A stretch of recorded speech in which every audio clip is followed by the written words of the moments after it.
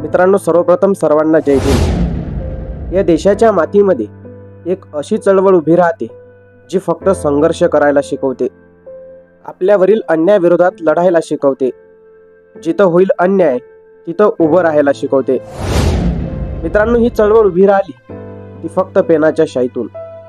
अनेक लेखक, कवी, साहित्यिक सहसा त्यांच्या संवेदनशीलता व्यक्त करण्यासाठी त्यांच्या पेनाचा वापर करतात, परंतु या दलित लेखकांनी चळवळीसाठी पेनाच्या शाईतून सुपीक वैचारिक मैदानच तयार केले। मित्रांनो, एक अशी चळवळ जे प्रस्थापित व्यवस्थेविरुद्ध रस्त्यावर उतरून आपल्यावरील होत असलेल्या अन्य अत्याचाराविरोधात बंड करते आणि प्रस्थापितांना ठाम फोडते।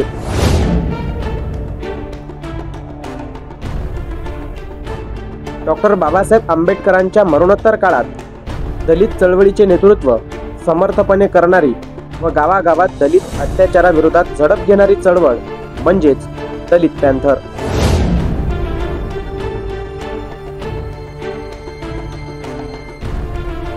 दलित पॅंथर जेव्हा सुरू झाली तेव्हा हजारोंच्या संख्येने तरुणांनी त्यामध्ये प्रवेश केला। दलित पॅंथरचे नेतृत्व प्रामुख्याने नामदेव ढसाळ, राजा ढाले, जवी पवार, जोगेंद्र कवाडे, अविनाश महातेकर, भाई संगारे, अरुण कांबळे, रामदास आठवले, गंगाधर गाडे असे अनेक तळागाळातून चळवळीत आलेल्यांनी केले।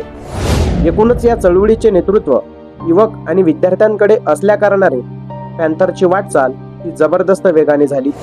पॅंथरमधील हे नेते उच्च शिक्षित साहित्यिक असल्यामुळे पॅंथरने आंबेडकरी चळवळ व साहित्याला नवसंजीवनी दिली। मित्रांनो, ही माणसं साधीसुधी माणसं नव्हती, तर बाबासाहेबांच्या नावासाठी स्वतःला जाळून घेणारी, स्वतःला उद्ध्वस्त करून घेणारी आणि परिणामी दुश्मनांच्या नरडीतला रक्ताचा घोट पिणारी तीच ती माणसं आहेत।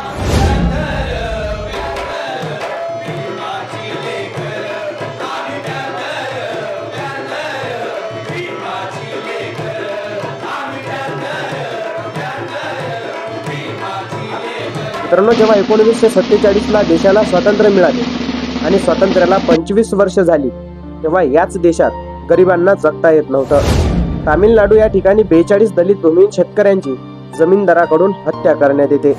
महाराष्ट्रात अनेक गावात दलित स्त्रियांची नग्न अवस्थेत हिंड काढण्यात येते, त्यांच्यावर दिवसाढवळ्या बलात्कार करण्यात येतात। आणि 1972 मध्ये राजा ढाले साधना साप्ताहिकात एक 10 लेख लिहितात की ज्या देशात दलित स्त्रियांची अब्रू झाकली जात नाही तिथे तिरंग्याचा तरी काय उपयोग। याबद्दलचा उद्रेक म्हणून खळबळजनक शीर्षकानिशी तो लेख प्रसिद्ध होतो। राजा ढालेंच्या त्या लेखामुळे दलित समाजात, विशेषतः तरुण वर्गात आणि पुरोगामी समाजातही अक्षरशः भूकंप झाला होता। मित्रांनो, प्रत्येक देशामध्ये अनेक चळवळी होऊन जातात, परंतु अशा काही चळवळी असतात की ज्यामुळे सर्व समाज त्या चळवळीची मुख्य घोषणा आणि मागण्या यांचा विचार करायला सुरुवात करतो। त्याचे दीर्घकालीन परिणाम होतात। त्यापैकीच एक थरारक व झंझावती चळवळ म्हणजेच दलित पॅंथर।